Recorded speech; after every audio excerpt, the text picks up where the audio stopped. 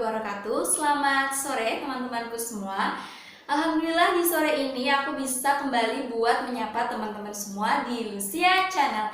Tararam. Oke. Sore ini aku senang sekali bisa kembali buat menyapa teman-teman semua di channel YouTube aku. Dan aku ingetin sekali lagi, buat teman-teman yang belum subscribe channel aku, ayo subscribe di Lucia Channel. Jangan lupa like, subscribe, comment, and share. Oke, teman-teman, di video-video sebelumnya udah aku bahas beberapa materi yang berkaitan dengan universitas terbuka. Namun di sore kali ini akan ada yang sedikit berbeda. Cuman ya masih aja sih, masih terkait dengan universitas terbuka, cuman nggak yang spesifiknya itu gimana itu enggak. Jadi di sini aku ingin bercerita tentang pengalamanku selama kalau ditanya kamu kuliah di mana? Di UT, itu respon dari masyarakat itu gimana dan apa yang harus kalian lakukan?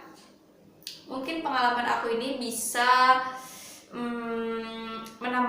bukan menambah wawasan ya, terlalu berat, bukan menambah wawasan sih, bisa menjadi referensi buat teman-teman semua gitu. Aku sore ini lebih mau ke cerita-cerita aja sih, ke bagaimana tanggapan orang mayoritas kalau kita bilang kita kuliah di UT gitu. Oke.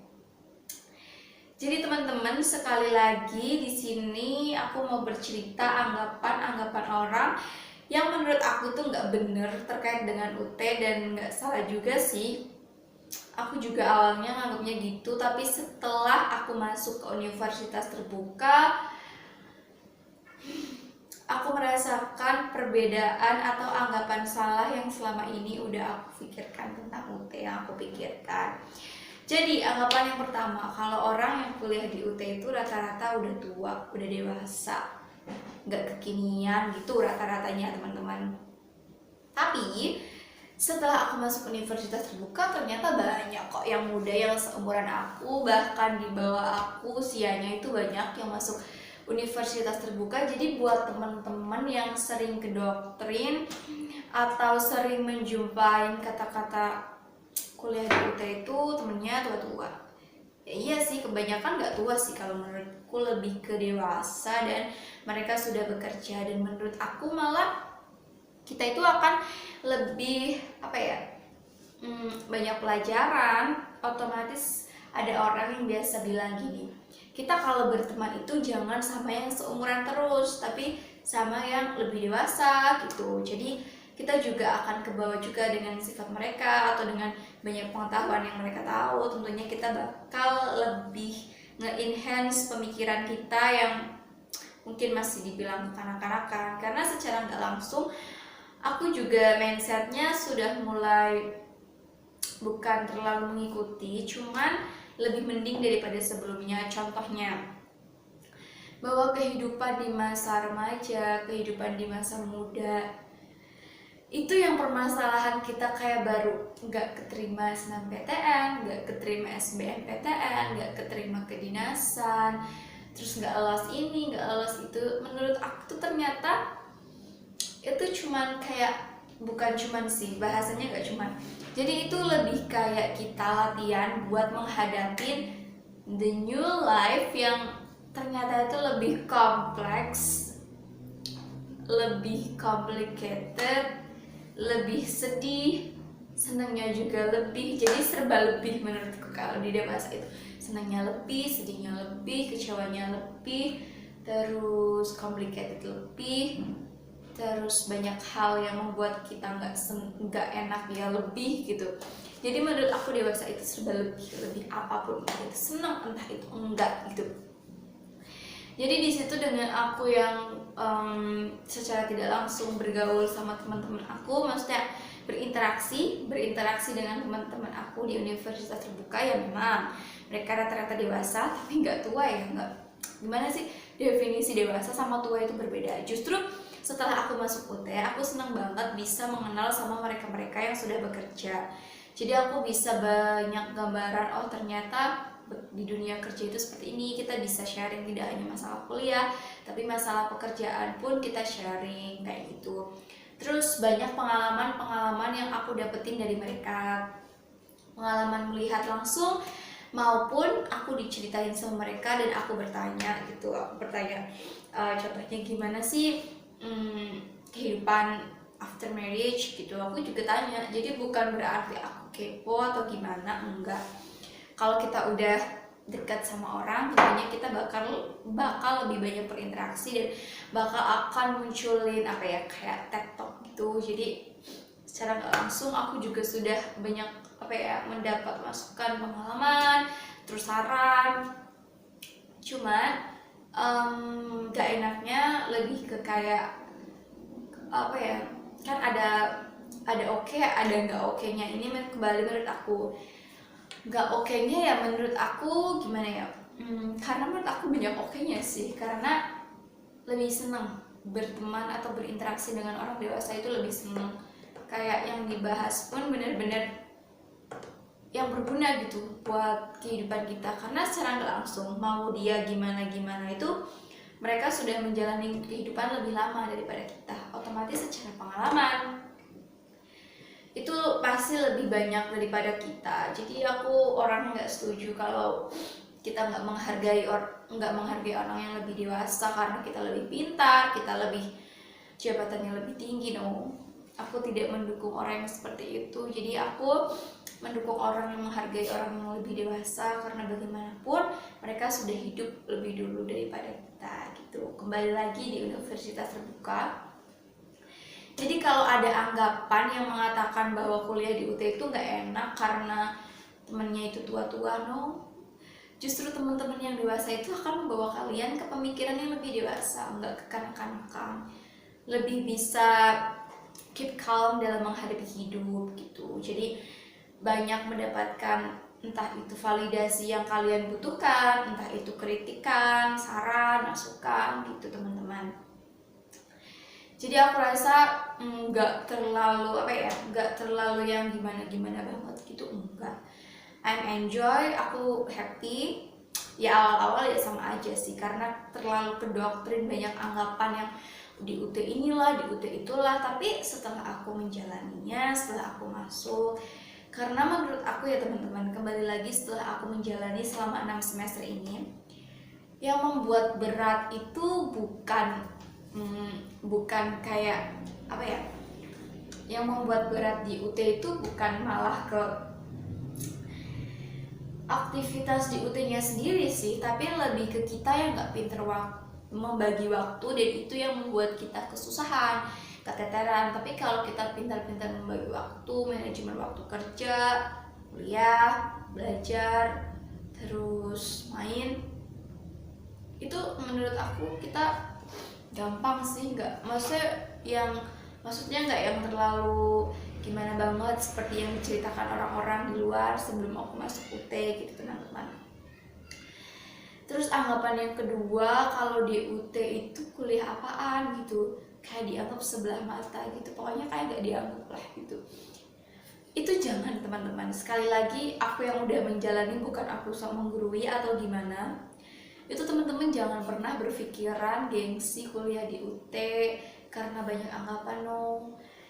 Karena setelah aku menjalani itu, setelah kita memasuki dunia kerja dan setelah kita menjalani, kita bisa kuliah di UT itu sudah suatu hal yang bagus gitu.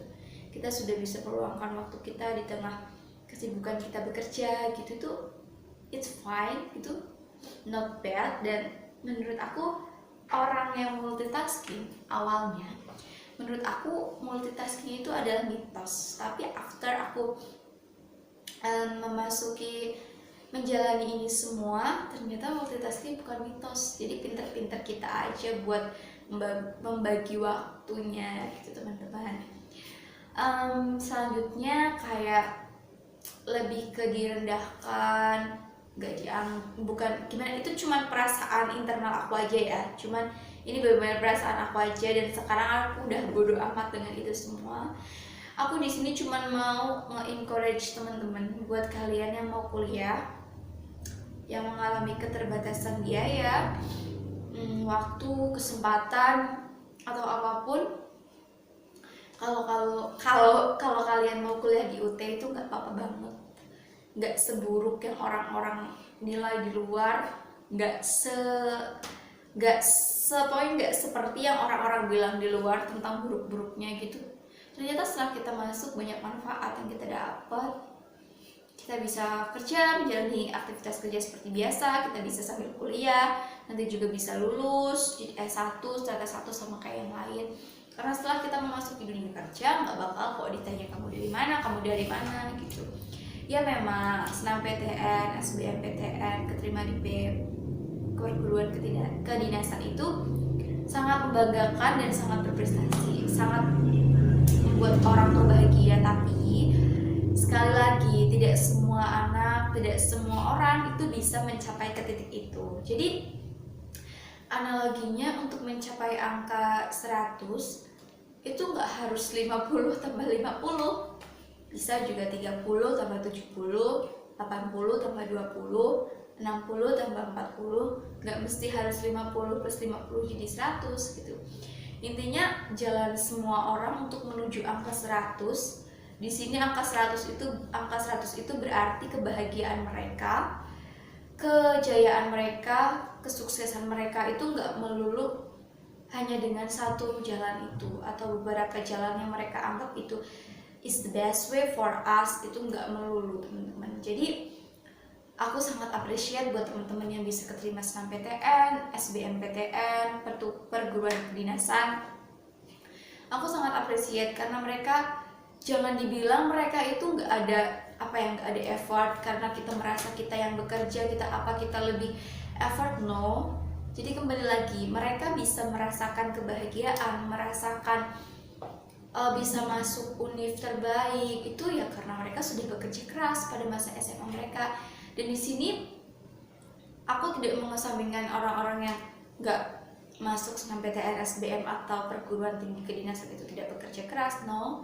Mereka mempunyai jalan sendiri, entah mereka itu bekerja, entah mereka itu gap year lalu kuliah dan bisa masuk ke perguruan tinggi yang mereka inginkan. Semua orang, everyone itu mempunyai jalan yang berbeda-beda yang dianalogikan dari aku tadi. Untuk mencapai angka 100 gak harus kok 50 tambah 50, bisa 30 tambah 70, 70 tambah 30, kebalikannya 80 tambah 20. Jadi a lot of way, banyak sekali jalan untuk mencapai hal yang membuat kita bahagia. Jadi bahagia kita itu tidak ditentukan oleh standar orang lain. Jadi kebahagiaan kita itu ditentukan oleh diri kita sendiri. Selama jalannya itu positif, kita nggak ganggu orang, kita nggak ngerugiin orang lain, kita nggak ngusik orang lain, that's your happiness in your hand, gitu loh. Jadi yang aku dapat selama ini, selama aku sudah mengalami masa peralihan dari remaja ke usia menuju dewasa, hal-hal yang aku tangkap dan manfaatnya itu sih teman-teman, kayak kuliah di UT juga salah satu perjalanan dari hidup aku yang gak bakal aku lupain. Karena dulu yang aku awalnya kayak antipati, gak mau masuk UT, akhirnya aku bisa masuk UT. Dan kuncinya lebih ke kalau kita sudah mengambil keputusan, okay, yes, I'm ready. Dari situ kita benar-benar harus memulai gitu, harus serius, harus maksimal. Apa yang ada di depan kita ya kita jalanin semaksimal mungkin. Jangan apa yang ada di depan kita terus kita sesali, terus kita bandingin, kok aku nggak kayak mereka, aku di sini mereka di sana. This is the big problem yang aku juga pernah mengalami itu, tapi bangkitnya aku juga cepat juga. Jadi yang membuat aku bangkit cepat itu adalah saat aku melihat orang tuaku. Jadi masa iya kita akan hidup terbayang-bayang dengan standar kebahagiaan orang lain? Karena standar kebahagiaan orang itu ya ditentuin sama kita sendiri. Kita yang memegang standar itu, dan tidak ada satu orang pun di luar diri kita yang berhak untuk menentukan kebahagiaan kita. Keluarga pun, orang tua pun, mereka itu hanya memberikan saran, mengarahkan. The decide, keputusan, it's only in our hand, gitu teman-teman. Jadi buat teman-teman yang merasa itu kayak banyak harapan-harapan yang belum tercapai, kayak it's not my passion gitu, nggak selamanya passion itu harus kalian cari-cari dan malah nge-wasting time, membuang-buang waktu kalian, itu nggak harus sih. Jadi sekali lagi, aku sebagai teman jauh kalian, karena kita berteman secara online, once again, aku ingin ngomong kalau untuk mencapai angka 100, untuk mencapai kebahagiaan di sini adalah kebahagiaan yang kalian inginkan, bukan orang lain inginkan. Kebahagiaan dan kesuksesan yang menurut kalian itu, diri kalian itu sukses jika aku sudah ada di posisi ini, itu ya this is your hope, this is your wishes yang harus kalian wujudkan. Tentunya nggak harus mencapai jalan-jalan yang mungkin kalian sudah gagal. Kalian bisa mencari jalan yang lain untuk bisa mencapai titik itu. Karena kalau kita mau jalan kemana, contohnya ke Jakarta pun kan kita nggak harus memulai rules yang sama kayak orang lain. Ada jalan lain juga yang bisa kita capai gitu teman-teman. Jadi aku benar-benar ingin teman-teman itu bersemangat, terutama teman-temanku yang kuliah di universitas terbuka. Dan buat kalian calon maba UT, kalian maba UT dan teman-temanku yang baru memulai perkuliahan di universitas terbuka, sekali lagi ayo kita bareng-bareng, kita bersinergi, kita saling bertukar pikir, sharing melalui channel YouTube aku. Teman-teman bisa komen di bawah dan teman-teman bisa bercerita pengalaman kalian selama menjalani perkuliahan di universitas terbuka. Dan buat teman-teman yang tertarik buat join ke universitas terbuka, jangan lupa komen di bawah ini.